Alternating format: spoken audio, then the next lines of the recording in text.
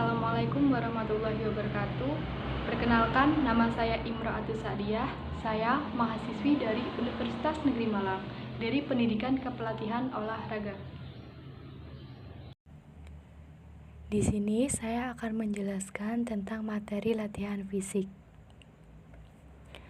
Latihan kondisi fisik adalah proses memperkembangkan kemampuan aktivitas gerak jasmani yang dilakukan secara sistematik dan ditingkatkan secara progresif untuk mempertahankan atau meningkatkan derajat kebugaran jasmani agar tercapai kemampuan kerja fisik yang optimal. Kondisi fisik merupakan unsur yang sangat penting hampir di seluruh cabang olahraga. Oleh karena itu, latihan kondisi fisik perlu mendapatkan perhatian yang serius, direncanakan dengan matang dan sistematis, sehingga tingkat kesegaran jasmani dan kemampuan fungsional alat-alat tubuh lebih baik. Apabila kondisi fisik baik, maka pertama, akan ada peningkatan dalam kemampuan sistem sirkulasi dan kerja jantung. Yang kedua, terjadi peningkatan dalam kekuatan, kelentukan, stamina, kecepatan, dan komponen kondisi fisik lainnya. Yang ketiga, akan meningkatkan efektivitas dan efisiensi gerak ke arah yang lebih baik. Selanjutnya, waktu pemulihan akan lebih cepat, dan terakhir, respon bergerak lebih cepat apabila dibutuhkan.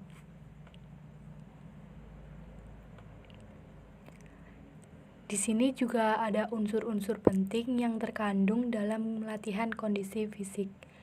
Yang pertama meliputi 1. Kekuatan.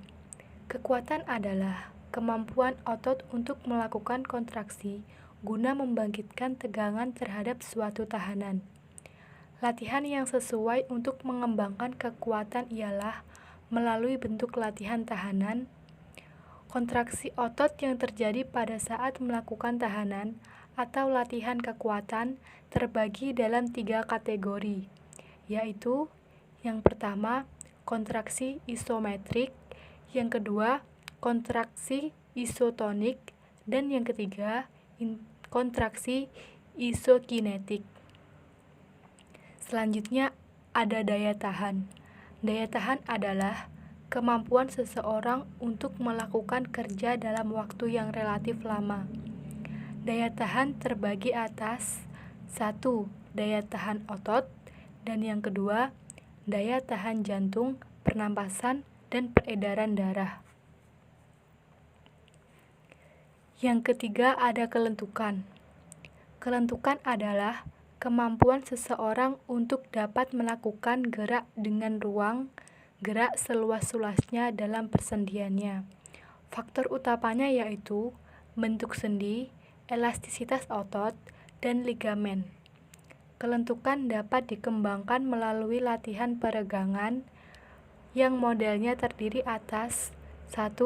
Peregangan dinamik, yang kedua, peregangan statik, yang ketiga, peregangan pasif, dan yang terakhir, ada proprioceptive neuromuscular facilitation. Keempat, ada keseimbangan. Keseimbangan adalah kemampuan seseorang untuk mempertahankan posisi tubuh baik dalam kondisi statik maupun dinamik.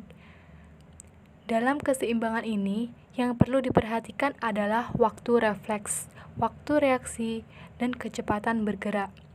Dan biasanya, latihan keseimbangan dilakukan bersama dengan latihan kelincahan dan kecepatan, bahkan kelentukan. Ada 2 macam keseimbangan. Yang pertama, keseimbangan statis. Keseimbangan statis adalah mempertahankan sikap pada posisi diam di tempat. Ruang geraknya biasanya sangat kecil, seperti berdiri di atas alas yang sangat sempit. Yang kedua, keseimbangan dinamis.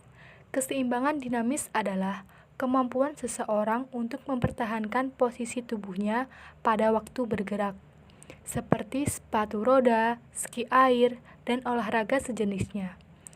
Yang kelima, ada kecepatan. Menurut Dick, kecepatan adalah kapasitas gerak dari anggota tubuh atau bagian dari sistem pengungkit tubuh atau kecepatan pergerakan dari seluruh tubuh yang dilaksanakan dalam waktu yang singkat. Terdapat dua tipe kecepatan, yaitu yang pertama ada kecepatan reaksi adalah kapasitas awal pergerakan tubuh untuk menerima rangsangan secara tiba-tiba dan cepat. Kedua, ada kecepatan bergerak. Kecepatan bergerak adalah kecepatan berkontraksi dari beberapa otot untuk menggerakkan anggota tubuh secara cepat. Yang keenam ada kelincahan. Kelincahan adalah kemampuan seseorang untuk dapat mengubah arah dengan cepat dan tepat pada waktu bergerak, tanpa kehilangan keseimbangan. Kelincahan ini berkaitan erat antara kecepatan dan kelentukan. Tanpa unsur keduanya, seseorang tidak dapat bergerak dengan lincah. Selain itu, faktor keseimbangan dapat berpengaruh terhadap kemampuan kelincahan seseorang. Bentuk latihan kelincahan dapat dilakukan dalam bentuk lari bolak-balik, lari kelak-kelok, jongkok berdiri, dan sejenisnya. Yang ketujuh, ada power. Power adalah kemampuan otot untuk mengerahkan kekuatan maksimal dalam waktu yang sangat cepat. Power sangat penting untuk cabang-cabang olahraga yang memerlukan eksplosif seperti lari sprint, nomor-nomor lempar dalam atletik, atau cabang-cabang olahraga yang gerakannya didominasi untuk meloncat seperti dalam bola voli dan juga pada bulu tangkis. Beberapa bentuk latihan untuk pengembangan power diantaranya adalah dengan melakukan latihan beban atau barbel kurang lebih yaitu 12-16 Rm atau latihan kekuatan kurang lebih 8-12 Rm dan dilanjutkan dengan latihan kecepatan. Dapat pula melakukan latihan pliometrik, yaitu latihan yang dilakukan dengan cara merenggangkan atau memanjangkan otot tertentu sebelum mengontraksikannya atau memendekkan secara eksplosif. Dan yang kedelapan ada stamina. Stamina adalah komponen fisik yang tingkatnya lebih tinggi dari daya tahan. Beberapa penelitian menunjukkan bahwa atlet yang memiliki stamina yang tinggi akan mampu bekerja lebih lama sebelum mencapai hutang oksigennya, dan dia juga mampu untuk pemulihan kembali secara cepat keadaan semula. Salah satu bentuk latihan untuk meningkatkan stamina atlet adalah melakukan latihan interval. Ada beberapa cara untuk meningkatkan daya tahan menjadi stamina, antara lain: pertama, mempertinggi intensitas latihan daya tahan, seperti latihan interval dengan intensitas yang lebih tinggi.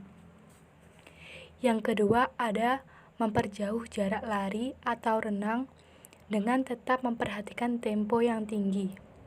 Yang ketiga ada mempertinggi tempo, dan yang terakhir ada memperkuat otot-otot yang dibutuhkan untuk kerja tersebut.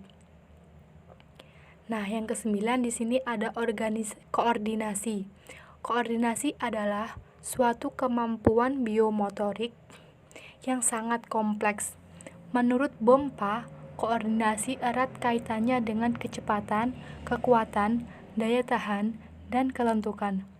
Oleh karena itu, bentuk latihan koordinasi harus dirancang dan disesuaikan dengan unsur-unsur kecepatan, kekuatan, daya tahan, dan kelentukan. Latihan-latihan koordinasi yang dianjurkan oleh Hare antara lain: pertama, latihan-latihan dengan perubahan kecepatan dan irama.